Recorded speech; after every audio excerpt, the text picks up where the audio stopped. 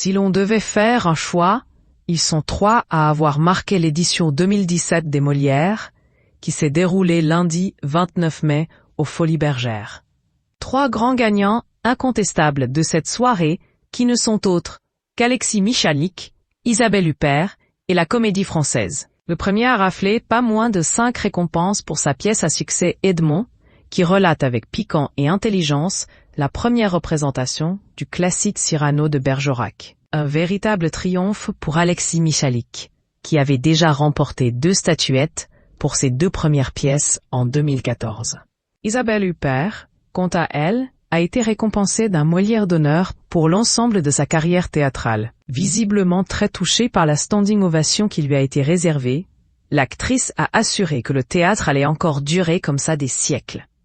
Enfin, la Comédie Française a elle aussi dominé la soirée grâce à la consécration de la pièce Les Damnés, adaptée du film de Visconti par Ivo van Hove, lauréate de 3 statuettes. On notera également que Catherine Arditi a reçu des mains de son grand frère Pierre le Molière de la meilleure comédienne dans un spectacle du théâtre privé. Le talentueux Vincent Dedienne, décidément sur tous les fronts cette année, s'est vu décerner, lui, le Molière du meilleur spectacle d'humour. Vu également un Charles Berlin, tout guiré, venu remettre le Molière de la meilleure comédienne dans un second rôle.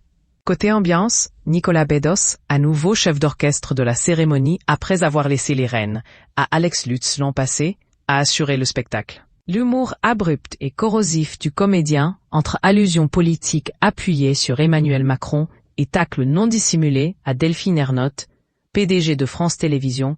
Je salue Madame Delphine Ernotte, la présidente de France Télé, qui entre 2 licenciements est venue se distraire.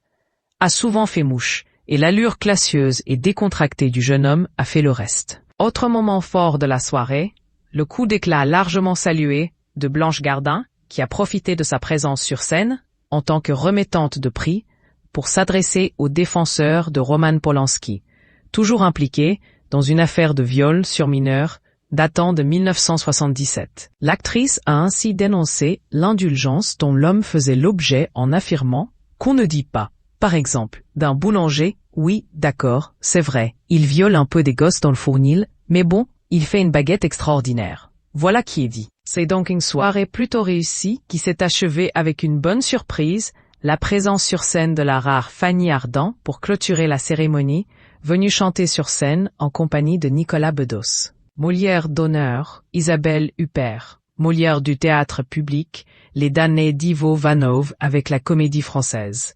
Molière du théâtre privé, Edmond d'Alexis Michalik. Révélation féminine, Anna Cervenka pour Les Enfants du Silence et Vania à la Comédie Française.